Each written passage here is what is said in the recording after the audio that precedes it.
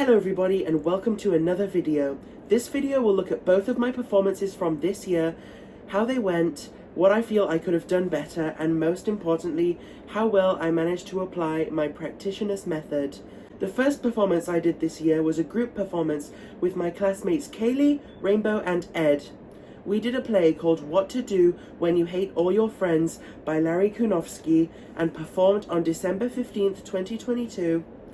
And we decided as a group to use Stanislavski's method because it was our first real performance of our BTEC course, and his method is very useful for beginners who want to learn more about acting.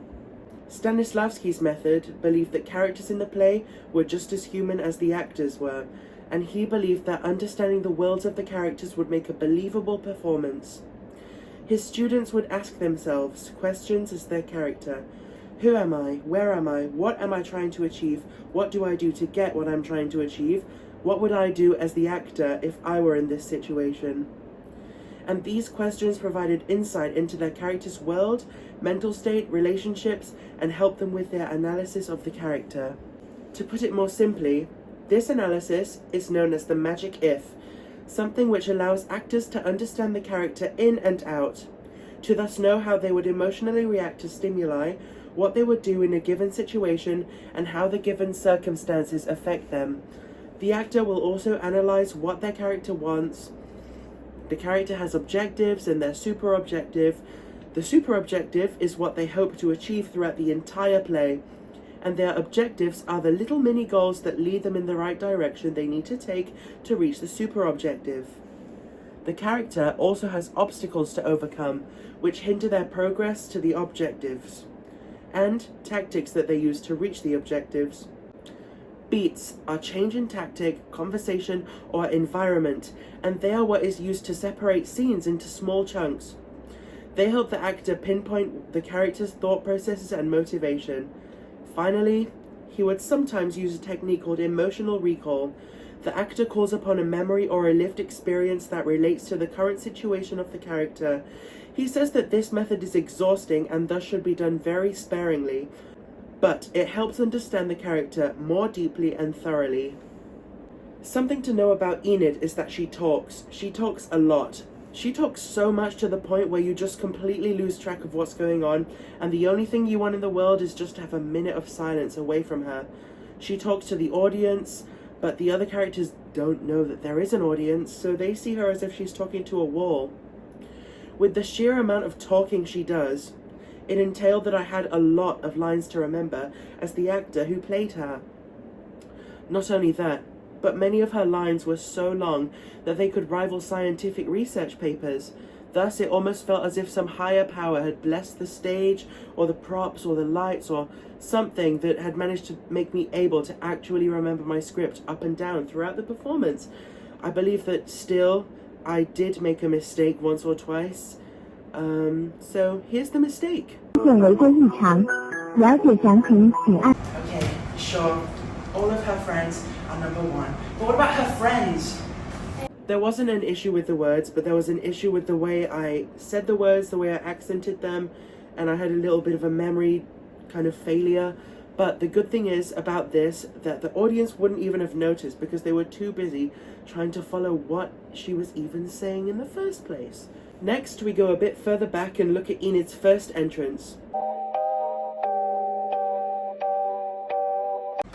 Hi, Celia. Hi, Enid. Hi. Yeah, hi. How are you? Good. Hi. Celia has many friends. Celia has more friends than you do. From the very start of Enid's stage time, I made absolutely sure that I was not Dominic or Leaf, but that I was Enid. I believe that I did well to stay in character the whole time, having prepared for the worst cases, i.e. when someone forgets an entire chunk of lines, or even a whole page. I used Stanislavski's magic if analysis to know Enid in and out, and was probably 70% confident that I would know what to do in an unknown situation. Luckily, even though I was prepared, I didn't have to use this knowledge because we had all managed to stay on script, which is awesome.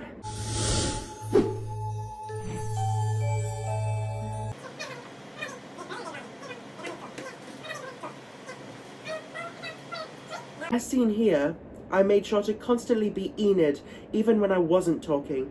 Bothering Celia, being clingy, invasive, and in her space is something that Enid would definitely do because of her challenged social skills and a lack of understanding when it comes to boundaries.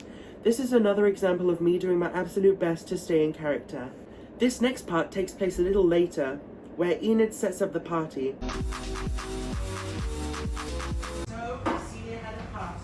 And the time between now and when the party was became no time at all, because everyone in the party to happen right now, and so now became then, which, when you think about it, makes a lot of sense. I would like to add that it was not in the script to be banging the chairs together as you walk off stage, so yeah, that was kind of out of my control. The final example of my ability to stay in character during times where it would have been easy to lose focus, we look at the scene change.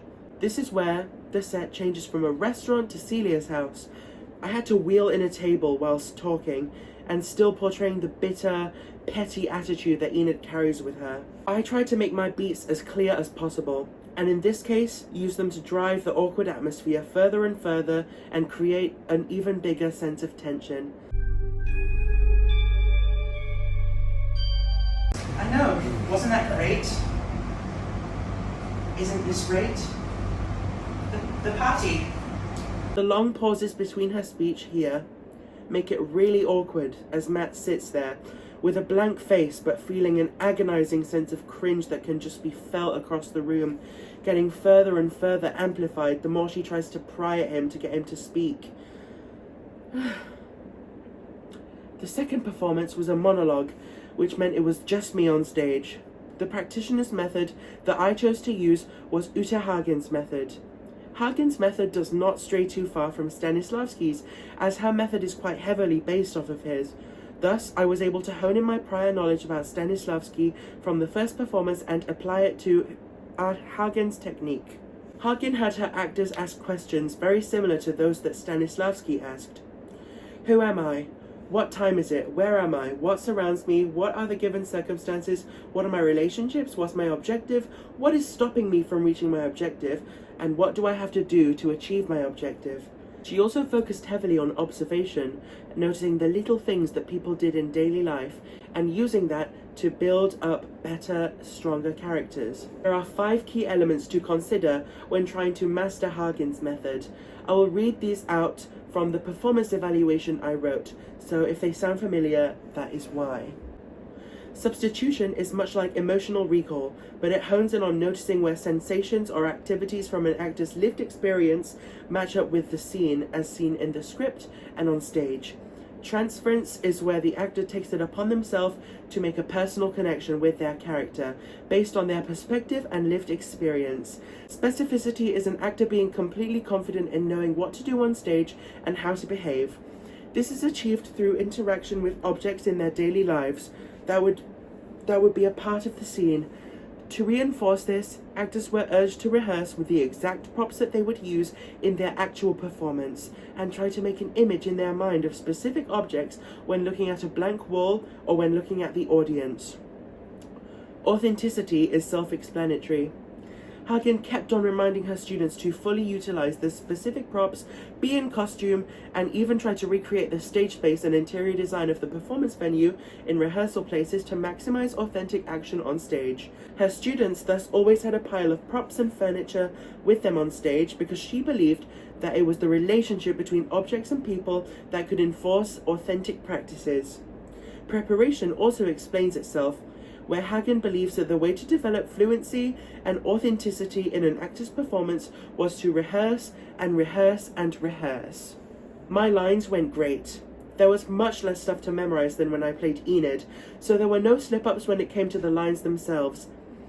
However, I still didn't fully master the southern accent that I wanted to do for Blanche. I tried my best, and I had made notes in my script about which words were the worst ones for my British self to pronounce in a southern USA accent, namely the words something, deluded, unendurably, Vazuviana, shot, and Alan, searchlight, turned, and whirled. Yeah, it was really difficult. I was also able to stay in character for the whole performance and keep my focus on track. This part is a whole section where I had to be standing up Walking, talking, pouring drinks, and drinking drinks all in such a short time frame. This was the hardest part to work on because of the amount of action. Afterwards, we pretended that nothing had been discovered. Yes, the three of us drove out to Moonlight Casino, very drunk and laughing all the way. We danced the Vals of Vienna. Suddenly, in the middle of the dance, the boy I married broke away from me and ran out of the casino. A few moments later, a shot. I ran out. All did. All ran and gathered about the terrible thing at the edge of the lake. This is an example of me somehow managing to stay focused during a relatively hectic part of the excerpt I was performing. I reckon that I was well able to understand and utilize Hagen's 5 key techniques that I have aforementioned with characterization. For substitution and transference, I built a relationship with who I felt Blanche was, and I was able to use my lived experience with some of the things that she has had to deal with in her life to relate to her and understand her better. Do not confuse this with method acting. I did not emotionally recall some bad experiences, but instead, I used what I know about them to enhance my view of my character.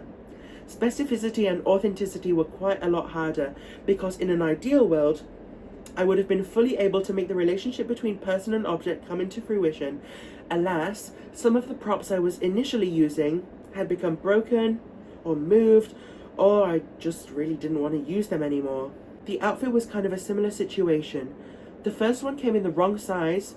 The second dress was nice, but it was more of a wedding dress than an at-home gown. Thus, we decided on the third one, the day before the performance. That was something I should improve on, and I should be more active in my use of props and wardrobe and voice my concerns much earlier. And though I had the same set idea every time, despite props not being the exact same, the full set itself was really hard to get on and off stage every lesson, so I replaced the sofa and table with blocks. Preparation was okay, as we had adequately rehearsed everything and were all confident in our memorization and characterization. I like to believe that I went through all my beats quite okay, but I know that I definitely could have been better. The biggest beat in the excerpt, in my opinion, was the one where she begins to describe the time she caught her husband cheating on her with another man. But without being able to help him or help myself, then I found out, in the worst of all possible ways, by coming suddenly into a room that I thought was empty, which wasn't empty, but had 2 people in it. The boy I'd married and an older man who'd been his friend for years. In hindsight, I wish I had paused for longer than I did, but the nerves of performing alone, let alone being barefoot, messed with my head a little. There is a segment where it seems that I randomly go out of character and break the focus. I couldn't get near for the crowding. Then somebody caught my arm. Don't go any closer! You don't want to see! See? See what? This is actually part of her character, as she tends to dramatize things to paint herself as the victim. She was actually mocking the way somebody was talking to her, telling her to stay away from the scene that happened outside of the casino.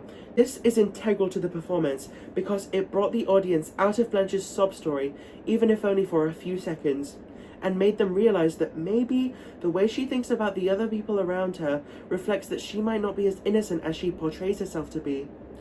This makes the audience notice her facade a lot more, as it seems to be broken for a little bit of time. Once Blanche notices, she swiftly re-equips it and responds to her own words with, "Say? Say what?" As if she didn't hear the loud and clear gunshot outside. Overall, I think that I have made a lot of progress in understanding practitioners' methods, especially those who initially followed Stanislavski. I have also made clear progress with building a better, more in-depth sense of character, rather than just being me on stage. This is very important for both of the practitioners that I had followed, and I'm very happy with my progress this year, and I hope to make even more next year. Thank you for watching, and have a fabulous day. Goodbye.